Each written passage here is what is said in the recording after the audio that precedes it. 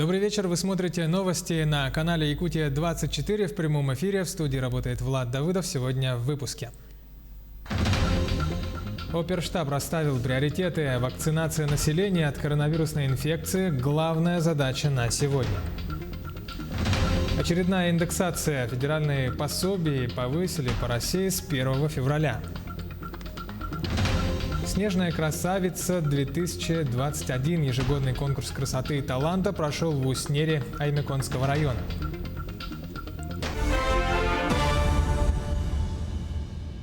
Вакцинация населения от новой коронавирусной инфекции в настоящее время остается главной задачей оперативных штабов районов и городских округов. Об этом в ходе очередного совещания Республиканского оперативного штаба заявил глава Якутии Айсен Николаев. В республике продолжается массовая вакцинация населения. Слабо ведется работа в Горном, Кабайском, Ленском районах. В 2 района республики, в Жиганский и Ивано-Бытантайский, вакцина еще не доставлена из-за природно-климатических условий. Об этом сообщила вице-премьер правительства Ольга Балабкина. В феврале в Якутию ожидается поставка большой партии противоковидной вакцины. На сегодняшний день в республике имеется 8677 доз вакцины, которая в большинстве своем находится в районах республики. Об этом уже сообщила министр здравоохранения Елена Борисова. По итогам совещания Айсен Николаев подчеркнул важность усиления работы по вакцинации населения, особенно в районах республики. За минувшие сутки по республике выявлено 115 случаев новой коронавирусной инфекции, из них в столице 42 случая. В Мирнинском районе 24, в Тампонском 14 случаев, в Алданском, Нерюнгринском районах по 6, во многих других районах Якутии от 1 до 5 случаев заражения. На сегодняшний день по республике получили прививку против новой коронавирусной инфекции 18 615 человек.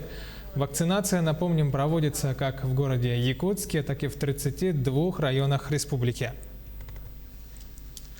Эпидобстановка в Нерюнгринском районе остается относительно стабильной. Заболеваемость как острыми респираторными заболеваниями, так и коронавирусной инфекцией идет на снижение. Слово коллегам в Южной Якутии. Стоит отметить, что несмотря на то, что в целом по совокупному населению заболеваемость острой респираторной вирусной инфекцией ниже эпидпорогов на 45%, вероятность роста заболеваемости остается. По коронавирусной инфекции ежедневный прирост составляет 5-10 человек. От начала эпидсезона заболеваемость составляет 1205 случаев лабораторно подтвержденных данных. Поэтому все мероприятия касательно профилактики как респираторных инфекций в целом, так и коронавирусной инфекции в частности, они должны везде сохраняться, оставаться, вплоть до полного купирования ситуации. Эпидситуация на территории района у нас остается напряженной.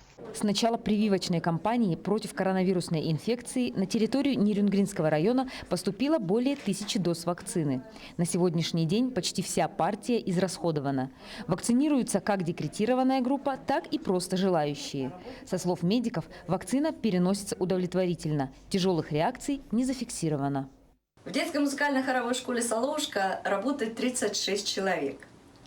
Привито от коронавирусной инфекции 13 человек. Те, кто привились, сделали первую прививку, перенесли ее не все одинаково. У кого-то было незначительное повышение температуры. 3 человека были с очень высокой температурой, которая держалась сутки. На вторые было поменьше, и только на 3-й день им стало полегче. У некоторых болела рука в том месте, где делали укол. Ну а большинство перенесли прививку бессимптомно. Перед вакцинацией необходимо получить допуск от медицинского работника.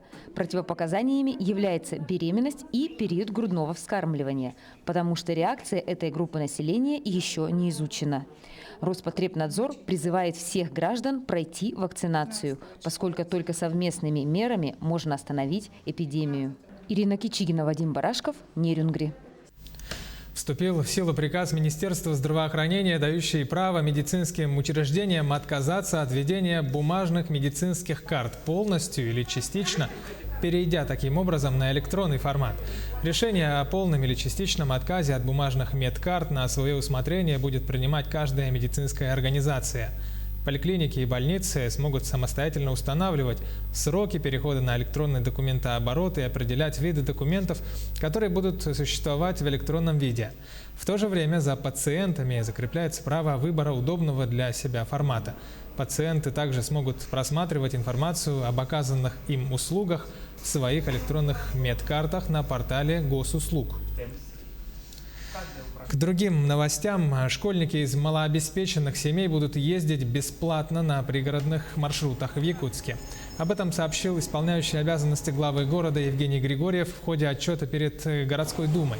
В сообщении сказано, что с апреля 2021 года будет введен бесплатный проезд для школьников из малообеспеченных семей на пригородных маршрутах. Решение принято, расчеты есть, сказал ИО мэра столицы. Федеральные социальные пособия повысили в России с 1 февраля. Каких категорий граждан это коснется, рассказывает Агафья Гоголева. Проведена индексация ежемесячных денежных выплат отдельным категориям граждан России на 4,9%.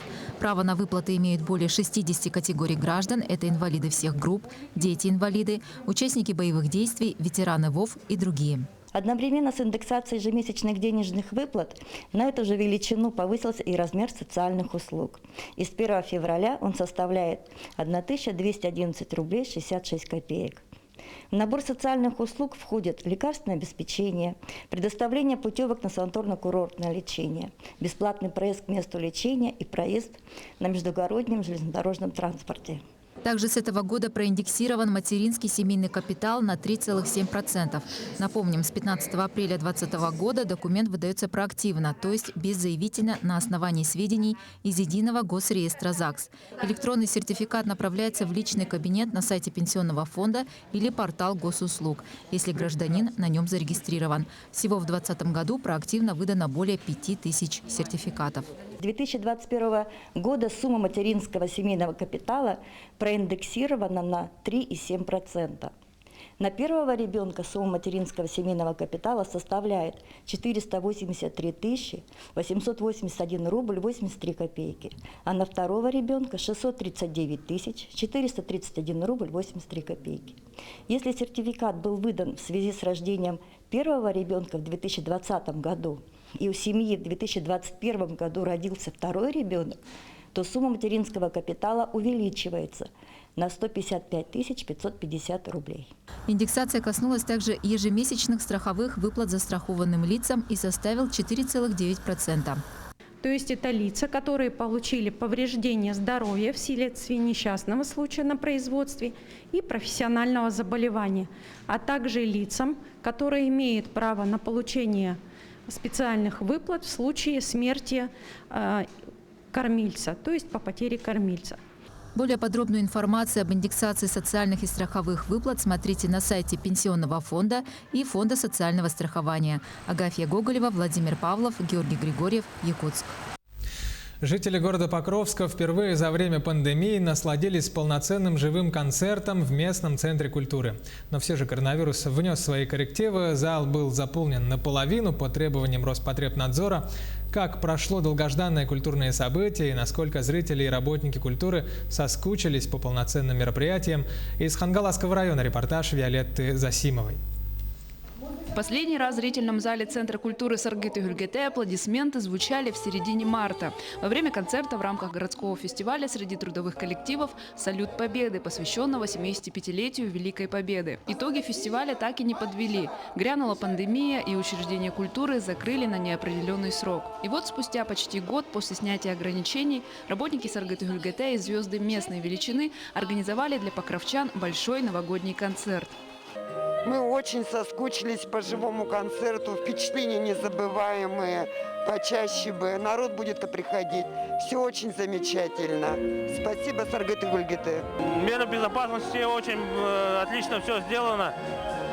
Да, все буквально все понятно, как где что сидеть. С кем пришли сегодня? Я вот с супругой и с племянницей. Концерт был разделен на 3 блока, в каждом блоке свои ведущие. В первом блоке, помимо музыкальных и танцевальных номеров, зрителям показали видеоролик о том, как работники Центра культуры вели свою деятельность во время пандемии. Второй блок был посвящен круглым датам. В 2020 году юбилейные концерты должны были состояться у творческих коллективов «Ямщицкий перезвон» и «РЛ». Оба коллектива действуют при Центре культуры. Несказанное счастье для нас. Мы так рады, что сегодня полный зал, скажем так, да. Мы заново опять переживаем все свои эмоции, будем заново привыкать, будем волноваться, будем стараться радовать своих зрителей, ну и радовать, конечно же, себя, потому что для нас сцена – это действительно праздник, выход на сцену. Также 20-летие творческой деятельности в ушедшем году должна была отметить ведущая второго блока, певица Лория. Она заверила зрителей, что свой сольный юбилейный концерт проведет в этом году.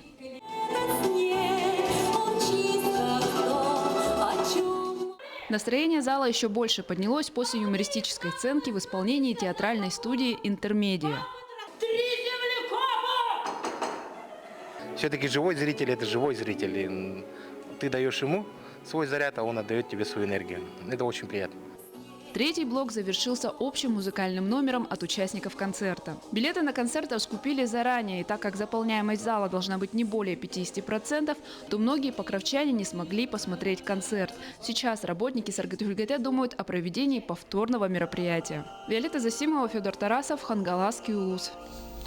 Ежегодный конкурс красоты и таланта прошел в Уснере Аймяконского района. На «Снежную красавицу-2021» пригласили девушек не только с райцентра, но и с наслегов района. Сюжет нашего корреспондента. В этом году участниц было 5. В жюри заседали спонсоры конкурса и представители администрации поселка. Конкурс прошел интересно и завораживающе. Согласно положению, проведено 5 этапов. Это выход в зимнем наряде и визитка, дефиле в авангардном наряде, где приветствовалась любая креативность, и наряд должен был изготовлен своими руками. Третьим был блиц-опрос, посвященный столетию Аймяконского района. 4-й этап – это творческий, и 5-й этап – это выход в вечерне-бальных нарядах и маскарадных масках, где обязательным критерием было, чтобы девушки сделали маски своими руками. Победительницей стала Нария Сивцева из поселка Уснера.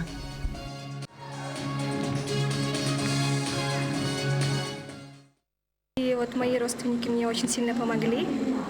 И спасибо всем, что меня поддержали и были уверены во мне. И я очень сильно волнуюсь и так удивлена. Это у меня впервые такое, то, что я участвую и выигрываю. Большое спасибо. Таковы новости к этому часу. Смотрите Якутию 24. Будьте всегда в курсе. До встречи.